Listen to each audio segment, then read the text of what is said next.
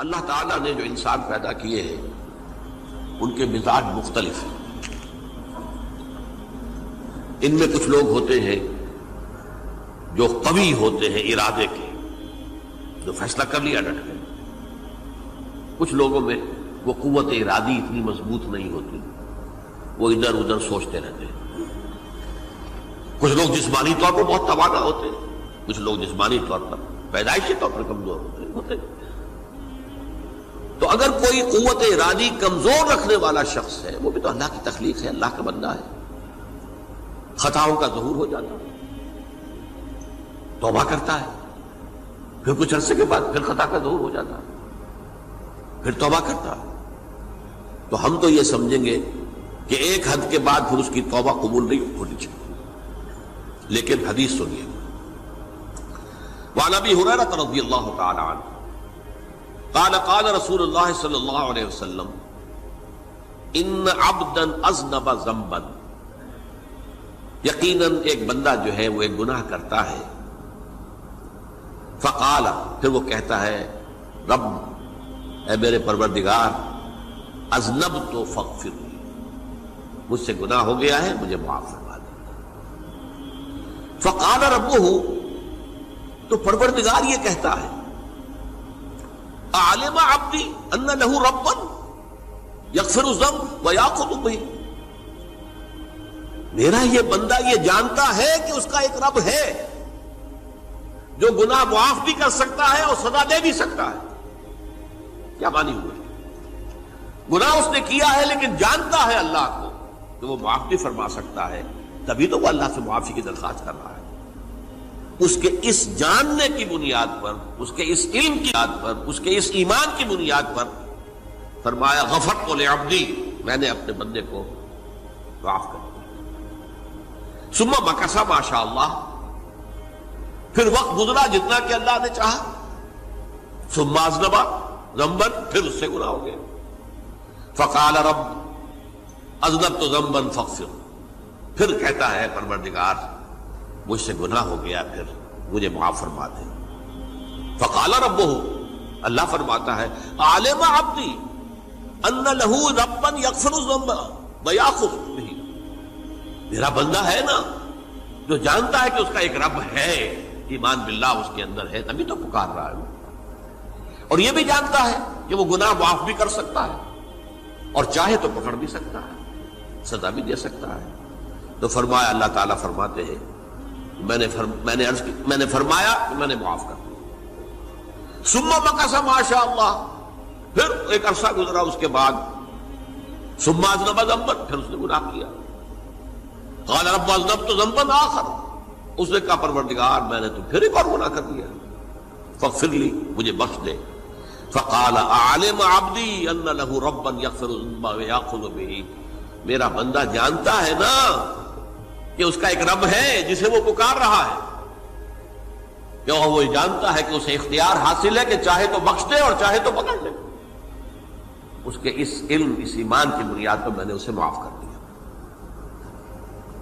ایک اور حدیث، میں نے چونکہ اس گفتگو کے لیے ان احادیث کا تفحص کیا ہے، یہ تو بہت ہیں حدیثیں، میں نے ان میں سے کچھ چنی ہیں.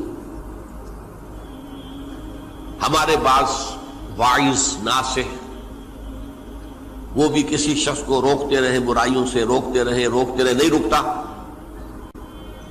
تو کہیں غصے میں آ کے اللہ تجھے کبھی معاف نہیں کرے گا. یہ کتنا بڑا جرم ہے، اس کا اندازہ کیجئے اس حدیث سے. تم میرے بندے کو میری رحمت سے مایوس کر رہے ہیں، کتنا بڑا جرم ہے، اس کا اندازہ کیجئے. یہ مسلم شریف کی روایت ہے عن جندب، حضرت جندب رضی اللہ تعالی عنہ سے، ان رسول اللہ صلی اللہ علیہ وسلم حدث، کہ اللہ کے رسول صلی اللہ علیہ وسلم نے ایک واقعہ بیان کیا. ان رجلا قال، کہ ایک شخص نے یہ کہا واللہ لا یغفر اللہ لفلان،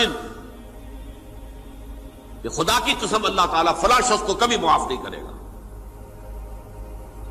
وَأَنَّ اللَّهَ تَعَالَى قَالَ، اس پر اللہ تعالیٰ نے یہ فرمایا منزل نزیت اللہ علیہ، یہ کون ہے جو میرے اوپر حکومت کرنے والا آ گیا، جو میری طرف سے حکم لگا رہا کہ میں کبھی معاف نہیں کروں گا؟ منزل نزی، کون ہے وہ شخص؟ الذی اللہ علیہ انی لا اغفر لفلان، کہ میں فلاں شخص کو کبھی معاف نہیں کروں گا، قد غفرت لفلان، اس کو تو میں نے معاف کر دیا، واحبطت عملہ، اس شخص کے تمام اعمال میں نے ضائع کر دیے کہ تم نے میرے بندے کو مایوس کیا۔ یہ ہے جرم کی انکار۔ تو توبہ کی دعوت دیتے رہو، توبہ کے لیے لوگوں کو آمادہ کرتے رہو، توبہ جو ہے اس کے لیے ترغیب دیتے رہو، اللہ تعالیٰ معاف فرمانے والا۔ اب آخری حدیث سنا رہا ہوں، یہ تو بہت ہی عجیب حدیث ہے اور متفق علیہ، یہ بخاری اور مسلم دونوں میں۔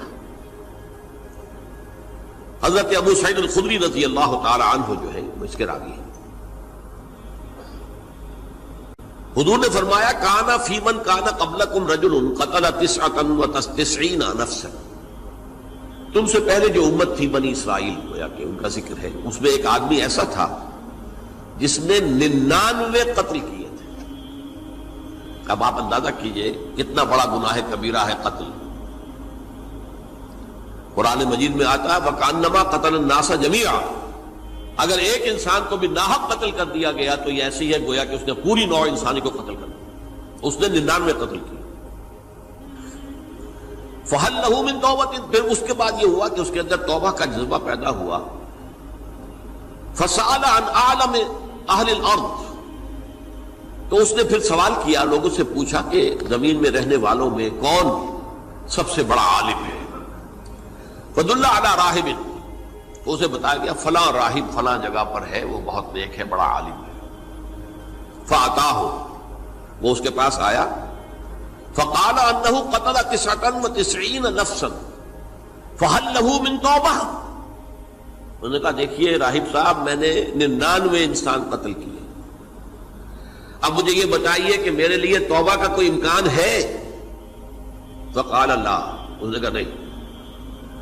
فقتلہ، اس نے اس کو بھی قتل کر دیا۔ فکمل بہ 100، اپنی سینچری مکمل کر لی، مطلب 99 کے بعد ایک کی کسر تھی، اس کو بھی قتل کیا، 100 پورے کر لیا۔ ثم سأل عن عالم اہل الارض، پھر اس نے پوچھا کوئی اور کوئی بڑے عالم انسان ہو۔ فدل علی رجل عالم، پھر اس کی رہنمائی کی گئی ایک بڑے عالم شخص کی طرف۔ فقال انہ قتل 100 نفس، تو اس نے وہاں جا کر کہا کہ میں 100 انسان ہلاک کر چکا ہوں، قتل کر چکا ہوں۔ فہل لہ من توبہ، میرے لیے توبہ کا کوئی امکان ہے؟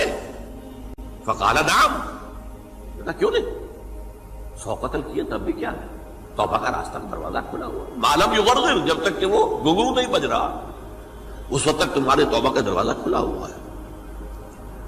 فرمایا نعم، ومن یحول بینہ وبین التوبہ، تمہاری توبہ کے درمیان اور تمہارے درمیان کون حائل ہو سکتا ہے، توبہ کا دروازہ کھلا ہے۔ لیکن ساتھ ہی کہا انطلق الی ارض کذا و کذا، اب تم ایسے کرو جہاں تم رہتے ہو وہاں